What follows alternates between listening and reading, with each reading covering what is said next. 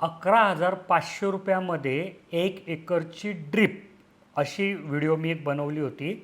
त्याच व्हिडिओच्या कमेंटमध्ये ज्ञानदेव मुकणे नावाच्या शेतकरी दादाने हा प्रश्न विचारला आहे की रेनगनसाठी किंवा रेन पाईपसाठी कृषी विभागाची सबसिडी मिळू शकेल का। तर बघा, तुम्ही तुमच्या जवळच्या कृषी तालुका अधिकारी किंवा जिल्हा कृषी अधिकाऱ्यांशी तुम्ही बोलू शकतात।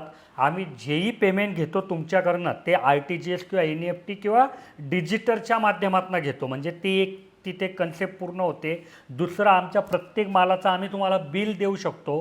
तर एक वेळा त्या लोकांशी तुम्ही बोला, ते जर हो म्हणतील तर तुम्हाला सबसिडी भेटू शकेल।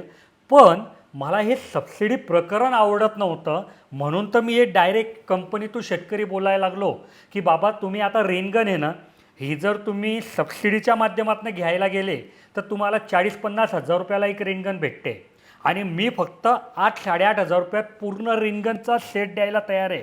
म्हणजे rain gun stand, pressure meter cock आणि तुमच्या पाईपलाईनला जोडायची अटॅचमेंट।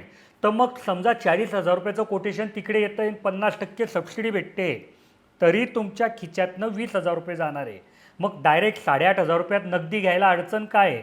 तर कुठल्याही सबसिडीच्या नांदी तुम्ही लागू नका। डायरेक्ट तुम्ही तुमचा विचार करा, तुमचा फायदा कशात आहे।